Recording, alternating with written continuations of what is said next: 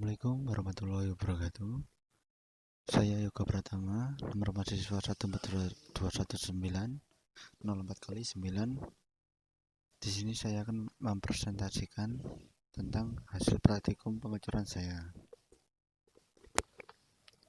Tujuan praktikum pengecoran ini membuat perencanaan pola untuk pengecoran benda kerja inti, penambah, dan sistem saluran. Merubah gambar perencanaan menjadi benda kerja, menunjukkan gambar untuk pengecoran menjadi model benda kerja inti, penambah, dan saluran. Kemudian dasar teori dari praktikum pengecoran ini menetapkan kub, truk, dan permukaan bisa.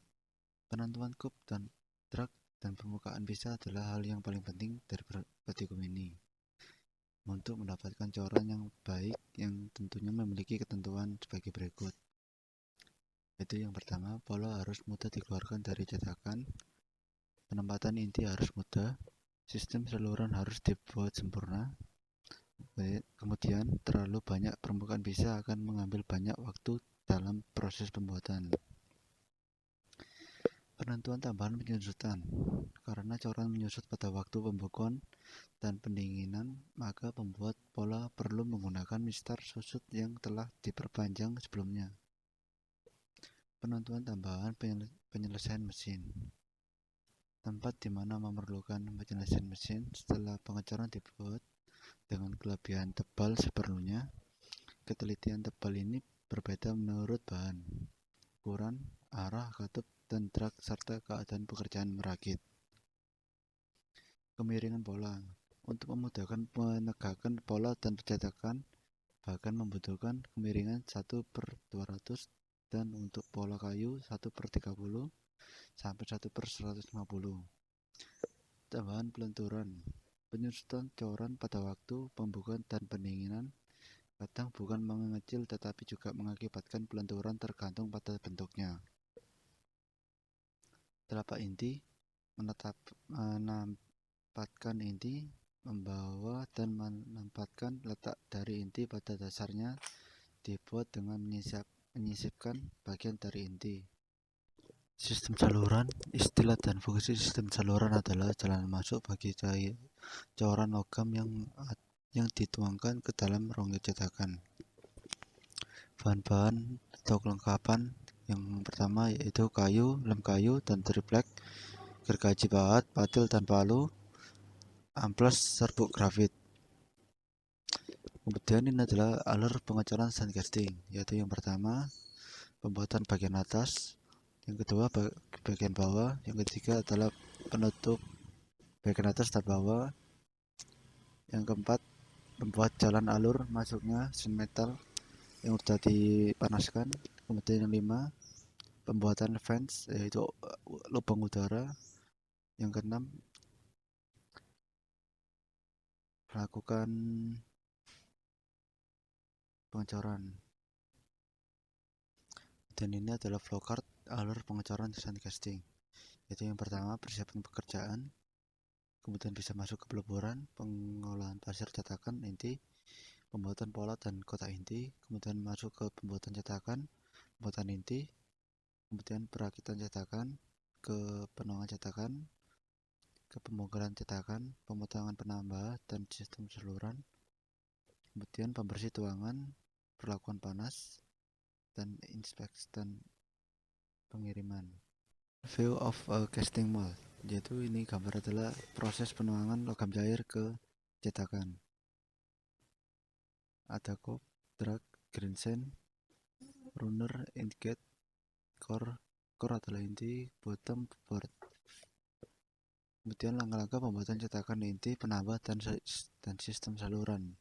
1. Pembuatan cetakan inti, penambah, dan sistem saluran, yaitu timbang bahan-bahan buat rangka cetak. Kemudian papan cetak diletakkan pada lantai yang rata dengan pasir tersebar mendatar.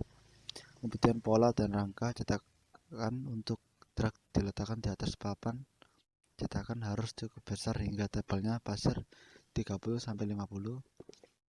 Pasir muka yang sudah diayak ditaburkan guna menutupi permukaan pola dalam rangka cetak. pasir cetak ditimbun di atasnya dan didapatkan dengan penumbuk cetakan dibalik beton pada papan cetakan serta setengah pola lainnya bersama-sama rangka cetakan. Untuk gam dipasang di atasnya, kemudian pemisah dileburkan di permukaan pisah dan permukaan pola. Batan saluran turun atau pola untuk penambah dipasang, kemudian di pasir muka serta pasir cetak dimasukkan dalam cetakan lalu dipadatkan. Saluran dan pengalir dibuat dengan memakai spatula pola untuk saluran dan pengalir dipasang sebelumnya yang sama bersentuhan dengan pola utama. Kedua, pembuatan inti. Persiapan pembuatan inti sama dengan pembuatan cetakan. Perhatikan letak dan pembuatan telapak inti. Perhatikan pembuatan dan letak lubang anginnya. Kemudian masuk ke peleburan, penuangan, dan analisa cacat permukaan. Langkah-langkah sebelum melakukan percobaan, siapkan bahan dan peralatan yang digunakan, dapur kompor. Yang kedua, tentukan berat bahan yang akan dileburkan. Kemudian ketika sudah, timbang bahan, masukkan aluminium dalam tangku, nyalakan kompor, catat titik lebur aluminium, tentukan temperatur penuangan, tentukan dalam cetakan, catat waktu penuangan, catat waktu pembentukan. Yang ke-9, bongkar cetakan. Yang ke-10, lakukan analisa cacat permukaan coran. Untuk diagram titik lebur aluminium, untuk titik lebur aluminium adalah di atas 600 Celcius temperatur tersebut sesuai dengan diagram foto aluminium berikut.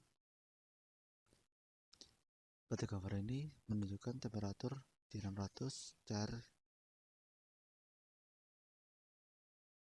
Kemudian dimensi yang hasil coran yang saya buat gambaran seperti ini, diameter 40, diameter 32, dan diameter 24 dengan panjang 27 dan 27 dan 35.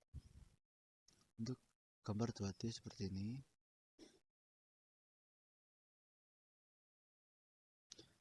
Kesimpulan pembuatan cetakan. Dari praktikum pembuatan cetakan inti, penambah dan sistem saluran, yaitu bahan atau tanah liat dari pembuatan cetakan, pencaburannya harus pas agar cetakan tidak retak saat dikeringkan. Kesimpulan peleburan. Dalam meleburkan, hal yang perlu kita perhatikan ialah temperatur peleburan aluminium mulai lebur pada suhu lebih kurang 598 Celcius. Yang ketiga, temperatur penuangan. Yang keempat, adapun temperatur penuangan coran aluminium adalah lebih kurang 750 Celcius. Waktu penuangan, waktu pembukuan, cacat yang timbul, yaitu permukaan cetakan tidak rata, terbentuknya sirip pada permukaan coran. Terima kasih. Wassalamualaikum warahmatullahi wabarakatuh.